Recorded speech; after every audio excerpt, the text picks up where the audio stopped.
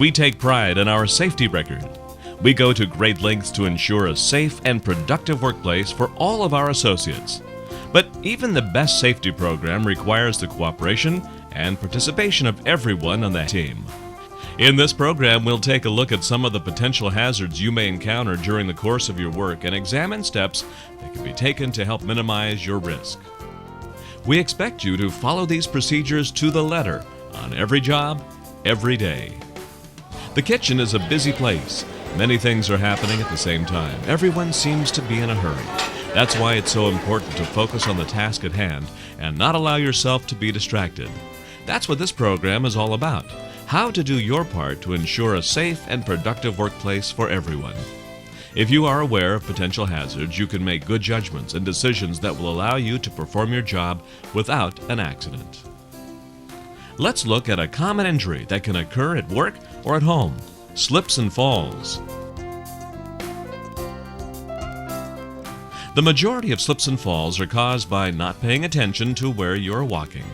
Safety awareness is the key to preventing slips and falls. At work, there are many hazards occurring on a daily basis. Spilled water, ice cubes, broken glass, silverware.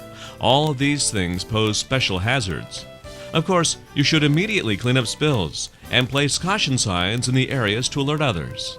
If you see something on the floor that doesn't belong there, pick it up. It's that simple.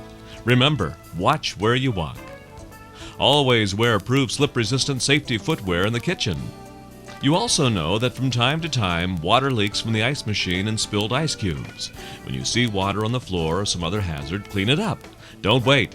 Here's some tips for properly cleaning the floor. Water spills should be mopped, then wiped dry with a dry rag or towel. When grease, mayonnaise, salad dressing, or other items containing oil are involved, after you wipe up the spill, use cleaner recommended by your department. This removes the oil under the surface of the floor. This is particularly critical on tile and marble floors. When cleaning up broken glass, never use your fingers to pick up the glass. Use a small broom and a dustpan and dispose of in the appropriate container so it doesn't pose a cut or puncture hazard in the trash. Obviously, if you use knives in your job, you immediately recognize the hazard, or do you? When cutting meat or vegetables, handling and storing knives, sharpening knives, and washing knives, do you really think safety? After all, you do this day in and day out. It's natural to forget how hazardous these tools can be. Every time you pick up a knife, think about the hazard and then use your good judgment to complete the job safely. It's when you're not paying attention to the job that knife injuries occur. Keep your knives sharp and always store knives in the proper location when you are not actually using them. Use the proper knife for the job. Too long a knife or too short a knife can create an awkward cutting position, exposing you to a cut.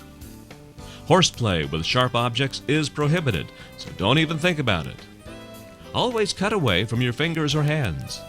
Be prepared for the knife to slip, and when it does, it won't cut you. When carrying knives, always keep the tip pointed downward and away from the direction you are walking.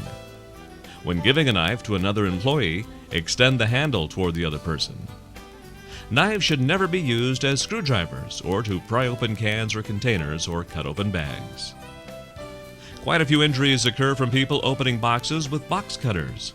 Box cutters are designed to cut open boxes, but they can also cut skin, fingers, hands, arms, and legs.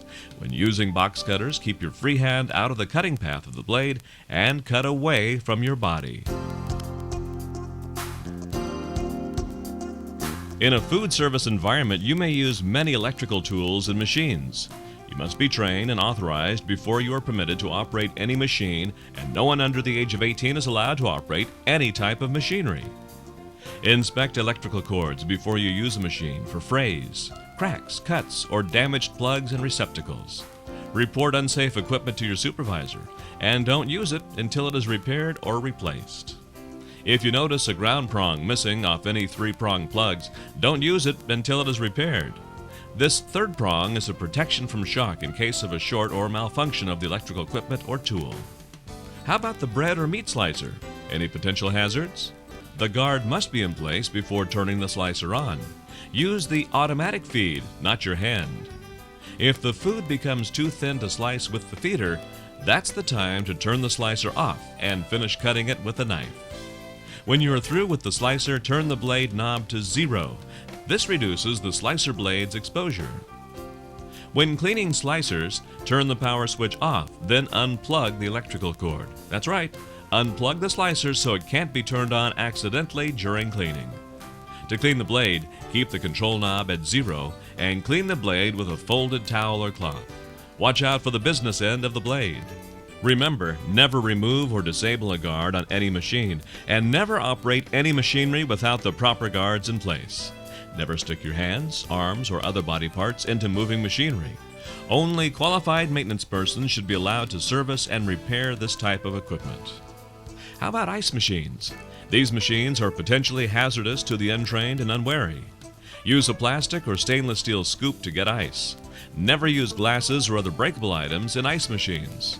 If a glass should break in the ice, you must then burn the ice to ensure that all the glass was removed. Think of all the time you would waste cleaning up broken glass from an ice machine.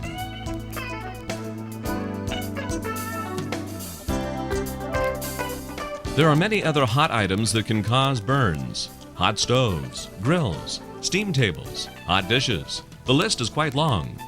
Use pot holders, mitts, or other items to handle hot food or utensils. When working around grease, such as on stoves or French fry machines, watch for grease splatters. Water and grease don't mix. Therefore, don't allow water to spill on hot grease. When putting frozen food or other items in the fryer, lower the food basket. Don't throw anything into hot grease or cooking oil.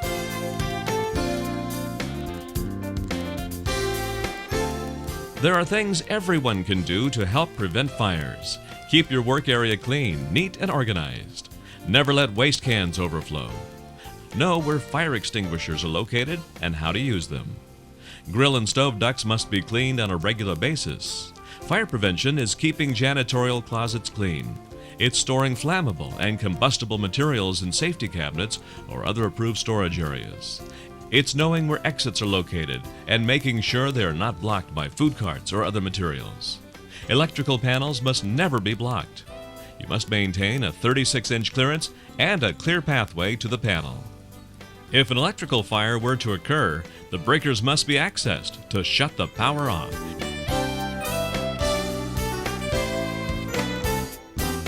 There are quite a few chemicals used in the kitchen that are classified as hazardous materials. While there's no need for alarm, you just need to follow proper procedures. Read and follow the instructions on the chemical label. If you want more information about a particular chemical, consult the MSDS for that chemical.